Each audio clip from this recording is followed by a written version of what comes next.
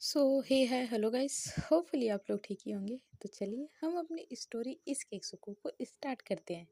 Start करने से पहले जान लेते हैं कि लास्ट पार्ट में क्या हुआ था। तो लास्ट पार्ट में सारी चीज़ें सही चल रही होती हैं। यहाँ मानवी और निशा का थोड़ा सा रोमांस होता है। उसके बाद से अब इसके आगे ऐसे ही धीरे धीरे 2 महीने बीत जाते हैं। कब 2 महीने बीत जाते पता ही नहीं लगता। अब सबकी ज़िंदगी में सिर्फ खुशियाँ ही खुशियाँ सी, सब कुछ ठीक था। जो ठीक नहीं था वो धीरे धीरे ठीक हो रहा था। दादी जी अब पहले से बेहतर हो चुकी थी। उनकी उम्र हो चली थी, इसलिए वो बिना सहारे के चलना मुश्किल था उनके लिए। लेकिन वो सबको देखकर बहुत खुश थी। यहाँ मानवी कभी कभी उनकी कुछ हरकतों पे उन्हें डांट देती, और फिर क्या था, बच्चों की तरह मुंह फुला लेना। बस यही मानवी की बैंड बजती। वहीं चाचा जी का इलाज भी चल रहा था, जो अब पहले से काफ़ी बेहतर हो गए थे। वो बोलने लगे थे, लेकिन अभी चलने में परेशानी होती थी उनको।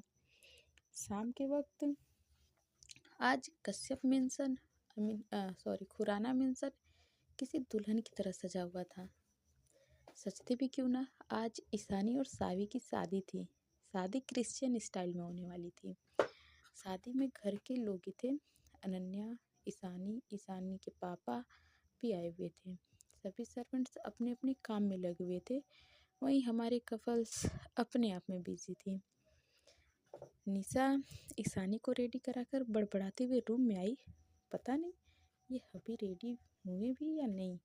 ये वो कह ही रही थी कि उसकी नज़र सोफे पर बैठे ऑफिस का काम कर रहे मानवी पर जाती है। उसने अभी तक सुबह वाले ही कपड़े पहने थे। ये देखकर निशा की आंखें सख्त हो जाती हैं। वो मानवी के पास जाती है और उसके हाथ से फाइल खींच के गुस्से से डांटते हुए बोलती है, आप अभी तक यहीं बैठी हो? शादी का टाइम हो चुका है और आप यहाँ टाइम पास कर रहे हो। जिस पर मानवी भी उसे टोकते हुए धीरे से कहती है, मैं काम कर रही थी। निशा उसे खा जाने वाली नज़रों से घूरने लगती है और बोलती है, आज के दिन तो इस काम से छुट्टी दे दो। सब रेडी हो गए हैं, शादी में जाएंगे, बस हम दोनों ही लेट हैं। और फिंगर पॉइंट करते हुए कहती है, सिर्फ और सिर्फ आपकी वजह से। जिस पर मानवी कहती है, वाइफी। तभी निशा उसकी बात काट कर कोसते हुए बोलती है, पता नहीं कैसे वाइफ मिली है जिसे अपने काम से फुर्सत ही नहीं है। ये कहकर निशा मुंह फुला लेती है और बोलती है, रहो अपने काम के साथ। ये कहकर निशा वहाँ से जाने लगती है, लेकिन तभी मानवी उसे खींच के अपनी गोद में बैठा लेती है। तो निशा खड़ा होने की कोशिश करती है, तो मानवी उसके कमर के इर्द गिर्द अपनी बाहें लपेट लेती है, जिस पर निशा कसमसाने लगती है। तो मानवी उसके शोल्डर पे अपनी चीन रखते हुए बड़ी ही शांति से बोलती है, डोंट मूव, नहीं तो और लेट हो जाएंगे। जिस पर निशा नासमझी से पूछती है, क्यों? तो मानवी उसके फेस पर एक डेविल स्माइल आ जाती है और वो निशा के कानों के पास जाकर बोलती है, तुम्हारा हिलना डुलना मुझे आउट ऑफ कंट्रोल कर सकता है वाइफी। फिर मैं तुम्हें इतनी आसानी से नहीं छोड़ने वाली। कहकर मानवी उसके ईयर लॉक को हल्का सा वाइट कर लेती है, जिससे कि निशा की हल्की सी सिसक निकल जाती है और उसकी डबल मीनिंग वाली बातें सुन के उसके रोंगटे खड़े हो जाते हैं। अब निशा की हिम्मत नहीं हो रही थी कि वो कुछ बोले।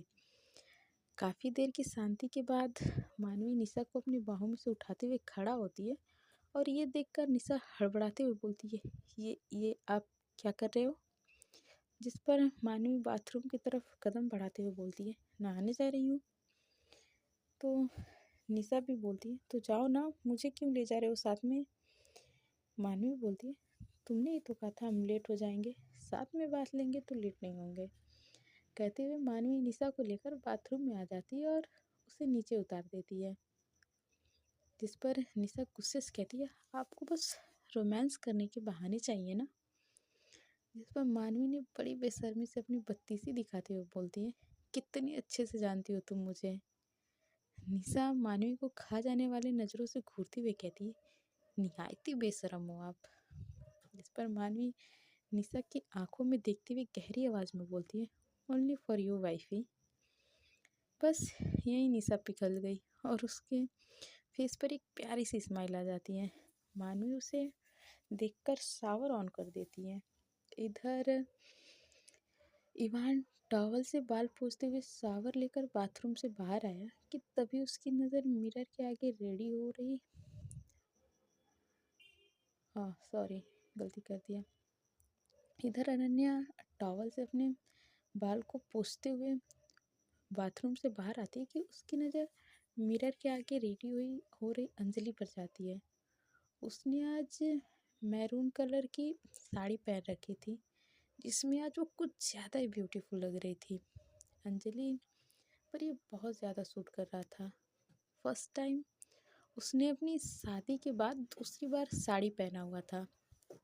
अनन्या तो बस उसे देखे ही जा रही थी। वो टॉवल को वहीं सोफे पर छोड़कर अंजलि के पास आ जाती है और उसे पीछे से अपने बाहों में भरकर उसे उसके नेक पे किस करते हुए बोलती है, बेबी किस पर बिजली गिराने का इरादा है आज?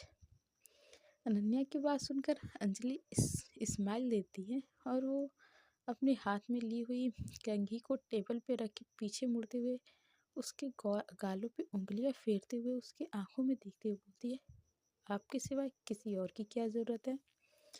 अनन्या मुस्कुरा देती है और अंजलि पर अपनी पकड़ कसते हुए उसे अपने और करीब खींचकर उसके गाल पर अपने होठ रख देती है। ये महसूस करके अंजलि की पकड़ उसके कंधे पर कस जाती है। अचानक अंजलि की नज़र सोफे पर रखे टॉवल पे गई तो वो टॉवल गीला था, इसलिए सोफा भी गीला हो गया था। ये देखकर अंजलि के फेस के रिएक्शन तुरंत ही गुस्से में बदल जाते हैं। वो अनन्या को धक्का देकर खुद से दूर करके चिल्लाती है, अनन्या ये सब क्या है? जिस पर अनन्या बोलती है, क्या हुआ बीबी? अचानक से अंजलि के धक्का देने से वो गिरते गिरते बची थी। बेचारी अच्छा खासा रोमांस कर रही थी कि अंजलि ने उसका सारे के सारे मूड का कबाड़ा कर दिया। अंजलि अनन्या को घूरते हुए टॉवल की तरफ इशारा करती है और बोलती है, ये सब क्या है? अनन्या अंजलि के इशारे की ओर देखती है और वहाँ पड़े टॉवल को देखकर उसे सारी बात समझ में आ जाती है। वो सफाई देते हुए बोलती है, गलती से रख दिया है।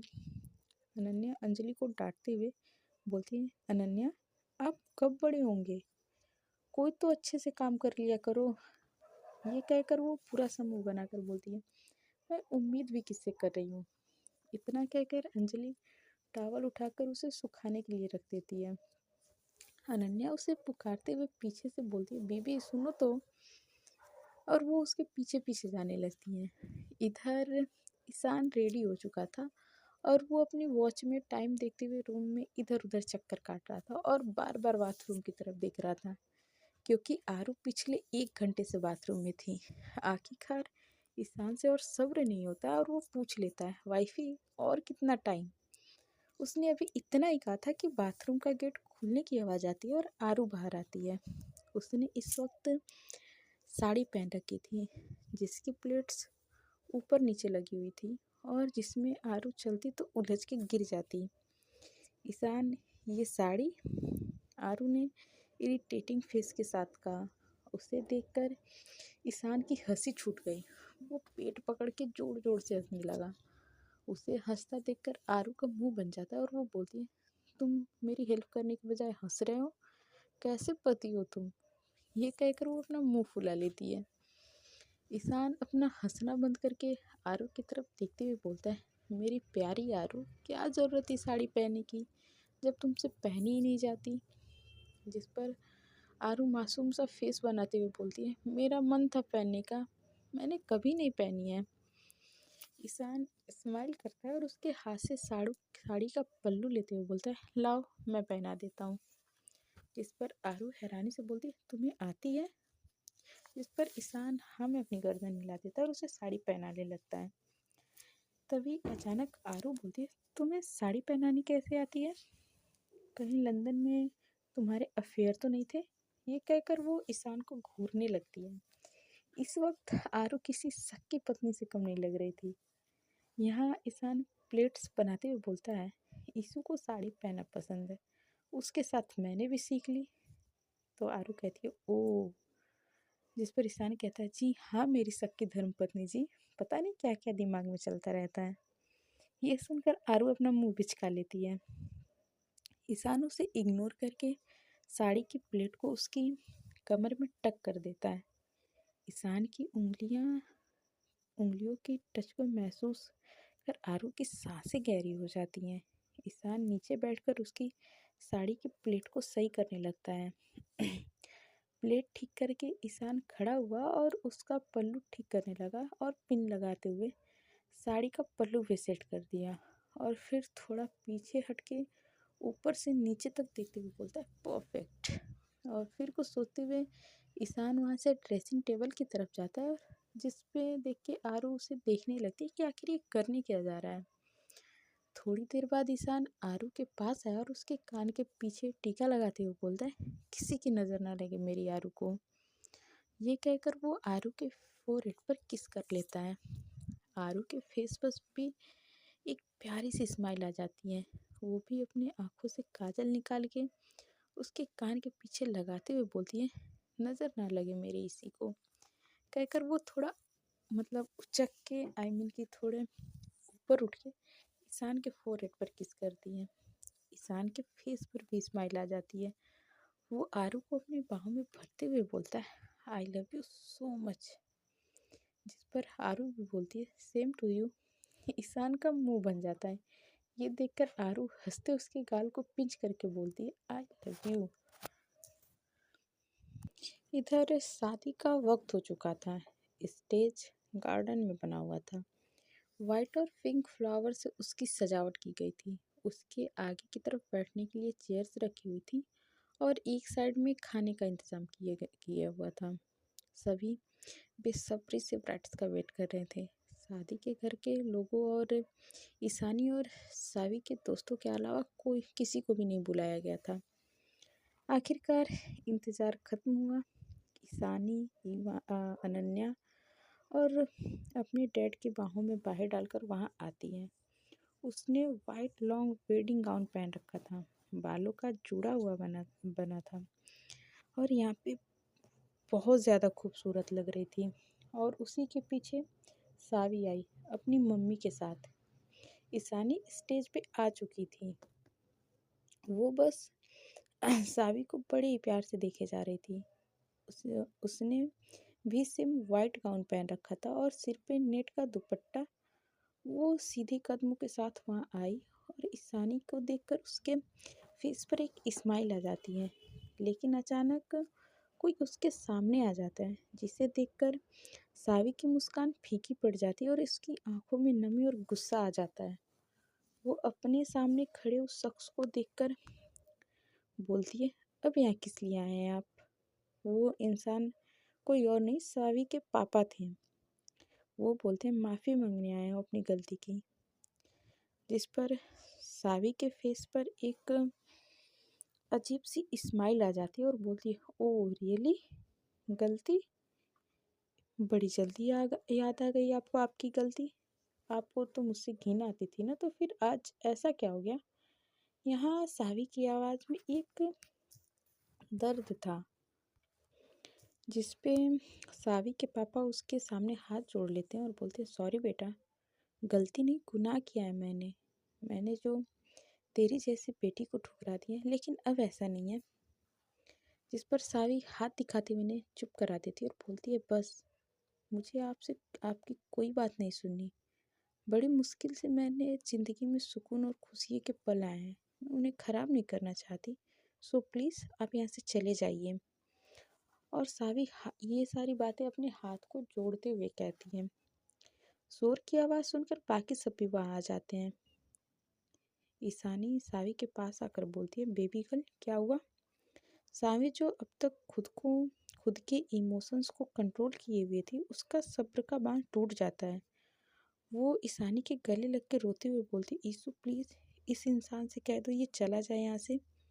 इतने सालों तक इन्हें मेरी और मेरी मम्मा की कोई खबर नहीं ली और आज अचानक इन्हें कैसे याद आ गया हमारी।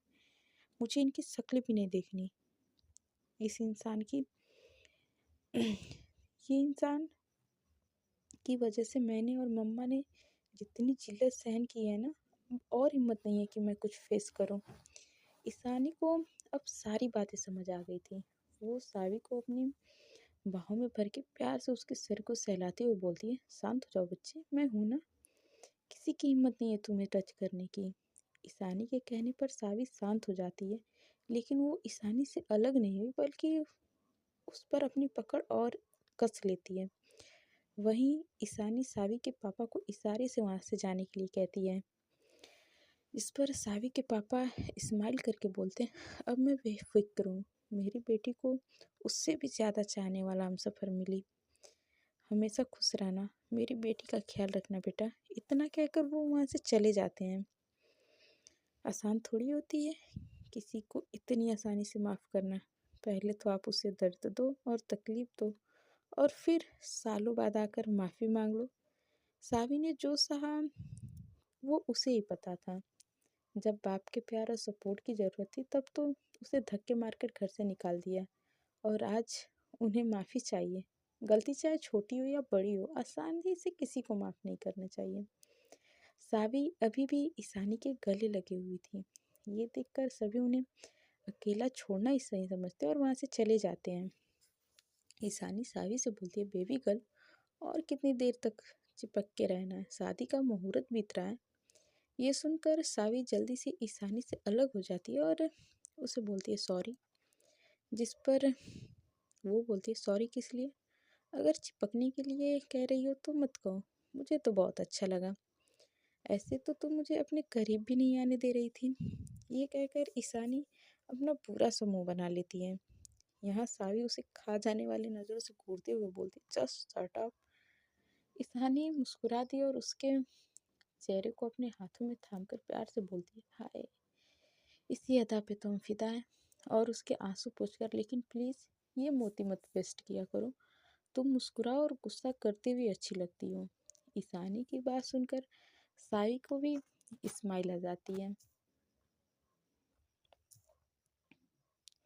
ईशानी और सावी दोनों स्टेज पे खड़े थे और उनके बीच फादर खड़े थे। वो उन दोनों को देखकर मुस्कुरा देते और दोनों से बारी बारी से पूछा पूछा क्या आप एक दूसरे के जीवन साथी के रूप में अपनाते हैं? दोनों एक दूसरे की आंखों में देखते हुए एक साथ जवाब देती है, यस, नाउ यू कैन किस ईच अदर। कहते हुए फादर 2 कदम पीछे हट जाते हैं। ईशानी सावी की को देखती है जो नज़रें चुरा रही थी। ईशानी समझ जाती है कि सबके सामने किस करने से सावी मतलब असहज महसूस कर रही है।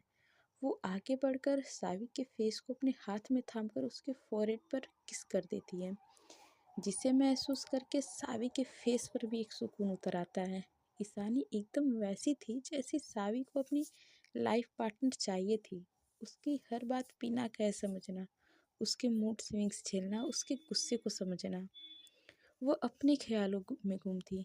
तभी उसके कानों में ईशानी की आवाज़ टकराती है, बेबी गर्ल, फिलहाल इसी से काम चला लो, बाकी का रूम में। शरारत से ये कहकर वो अपनी आई विंक कर देती है। यहाँ सावी के दिल की धड़कनें बहुत ज़ोर से धड़क रही थी। वो शर्म से अपनी पलकें झुका लेती है और फिर दोनों एक दूसरे को रिंग पहनाते हैं।